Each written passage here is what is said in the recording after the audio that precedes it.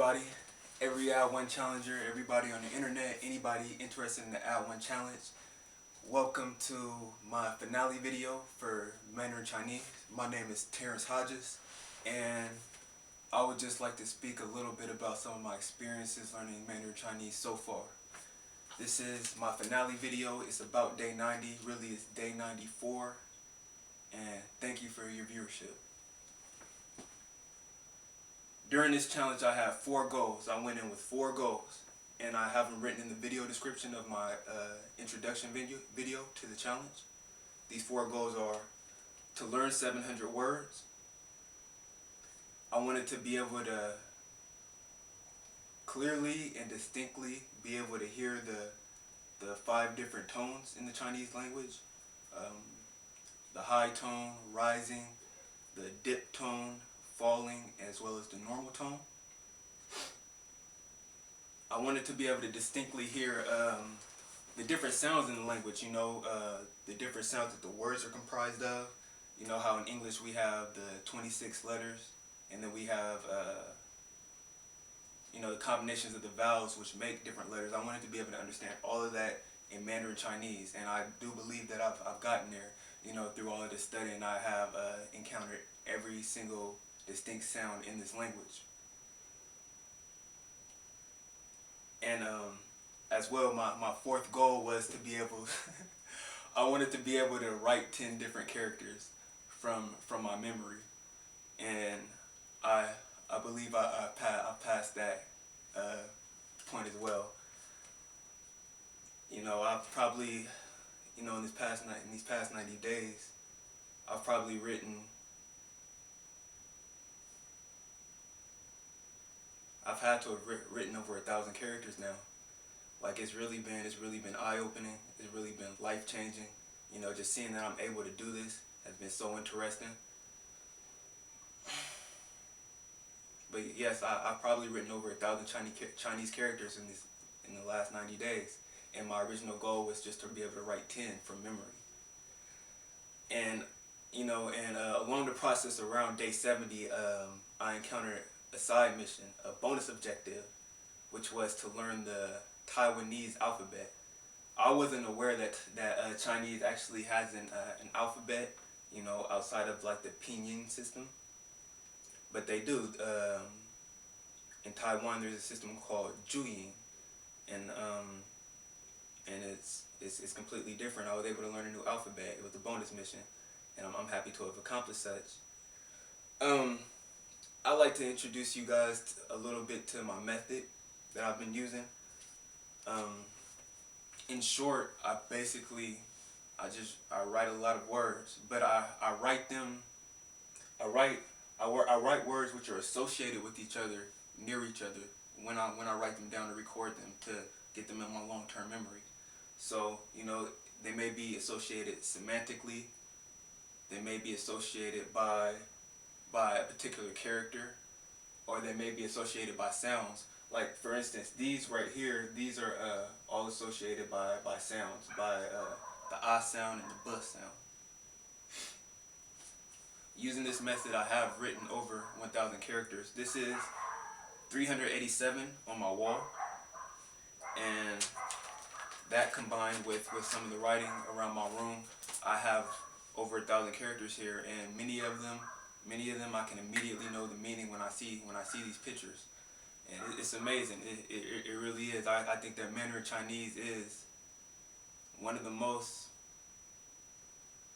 distinct languages in current use by mankind, and I'm so happy to be in the pool, to be anywhere near being able to, speak some sentences in Mandarin Chinese.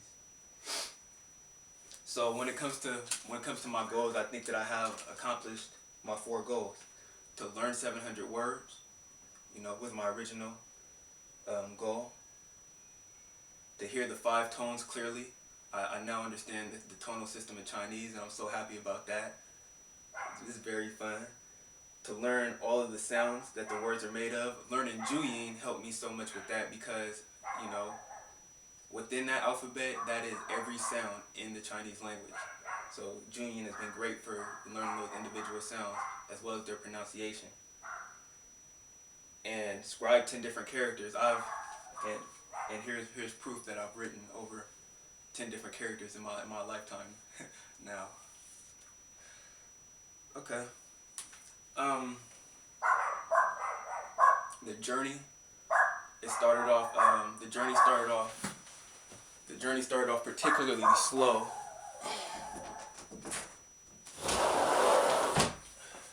The journey started off particularly slow. At first, I was just listening to a lot of Pimsleur MP3s.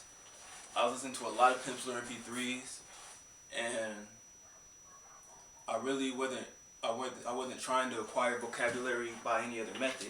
Around day 14, in between day 10 and 14, I started using other means, Google Translate and finding out different phrases because I became interested in speaking with my neighbors. Um, but it definitely started off slow, just being introduced to those sounds and being introduced to the aspect of a character having its own meaning, and looking at a picture rather than something spelled out in English letters. There's been a lot of late nights learning Mandarin Chinese. Like, it's been a lot of times that I've stayed up till. It's been a lot of times I stayed up till 4 o'clock, 6 o'clock, 3 o'clock, just sitting up writing Chinese characters. Um, you know, a few of these nights when it got past 2 o'clock, my brain and my senses, they kind of went into another realm. Okay, another realm. Really, it felt a little bit more like delirium. Staying up so late writing Chinese, uh, to do things to you. And I think I actually pushed myself into a state of delirium a few times because I was staying up, applying this method, writing down a bunch of Chinese characters and forcing myself to pay attention and forcing myself to try to remember these semantic meanings and try to remember how these characters are written. It's been fun. It's been fun. And it's also been fun to meet more Chinese people. Of course, being here in Sacramento, I know plenty of Chinese people and people from Asian races, but I've never known them in, as an Asian, as like a purely Vietnamese person, purely Chinese person, etc. And speaking with some of these Chinese people has been it's been so fun, eye-opening in some ways, just, seeing people act differently, you know. It's been fun. I value these people. I have a neighbor from Taiwan who lives on my grandmother's street. It was interesting, some of the speaking I've done with her. Right next door to her is somebody from the Guangdong area, and then here at this home, I have a neighbor 2 houses away. Actually, I don't know the name of his town. I asked him the area, but it was around day 30, and it wasn't intelligible like the conversation that we had.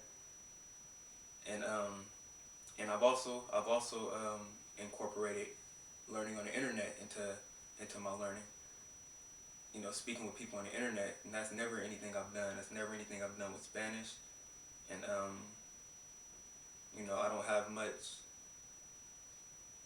I didn't have many friends or associates, overseas. Now it's a bit different because of italki. Um, I incorporated italki into my learning between day 20 and day 30, and ever since then, italki has been a staple because it gives me direct access to people who are already interested in language and have the native characteristics of the language. These are people who really live and breathe in that atmosphere, and it's so true. It's been great to meet Chinese people. I've been able to meet people. I have a buddy in Shanghai. I have a buddy in. I've met a few people in Taiwan. That's how I was actually able to find Zhuyin, the Chinese alphabet. And I have a buddy in Nanjing, which is the capital of a province in China, and it's been really cool. And I know it's a lot of people in China learning English right now. It's very interesting. It's very interesting to interact with these people. Most of the people that I've met so far have been around my age, university students trying to pass test for English at school, and just trying to pick up their international language skills. So I said that I believe that I've learned over 700 words during these 90 days, during this journey, and I would at least like to demonstrate that I do know some characters by sight. This is 387 characters, and I've been studying the HSK Test. I've been studying a list of 20,000 sentences completely comprised of HSK characters. And for those who are wondering what the HSK Test is, the HSK Test is a test specifically designed by the Chinese Ministry of Education for a foreign person learning Chinese. So I've been studying that list of words, and it's been great because that's an organized system, and as well as being an organized system, they give you so many essential characters.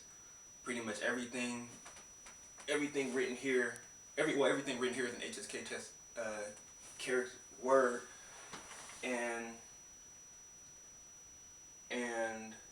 pretty much every piece of art or any writing that I've made is comprised of an HSK character.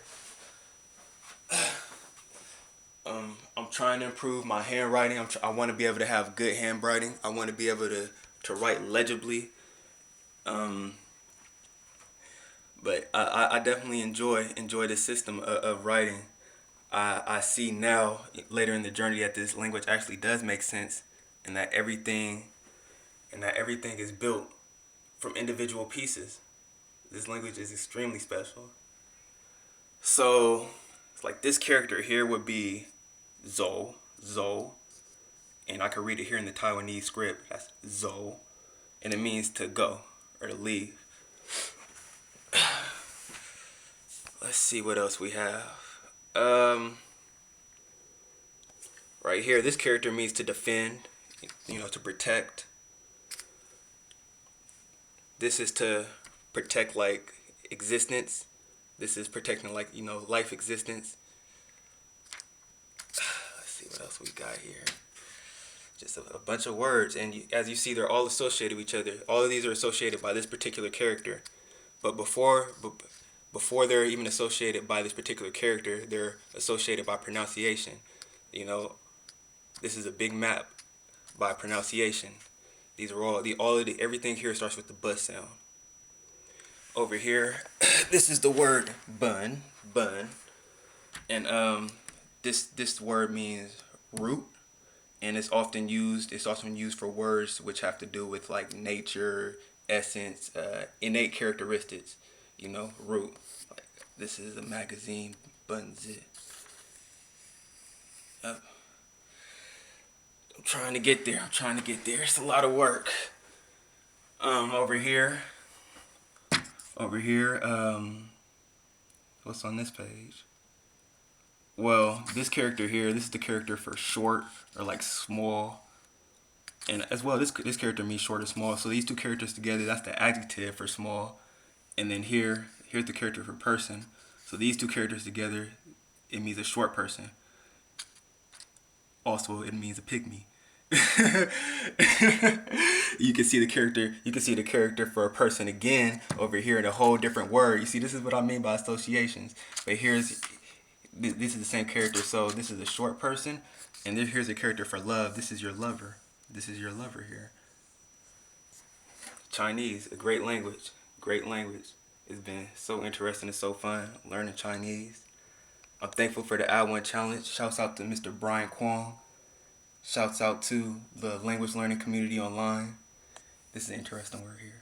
And I hope you guys have great holidays, and I hope that you all enjoy wherever you go with what you've learned. I hope to continue with Chinese. I hope to get better. I hope to open up myself to more languages, more cultures. And if you find any merit in what's going on with the language learning, I ask that you subscribe. Thank you for your time.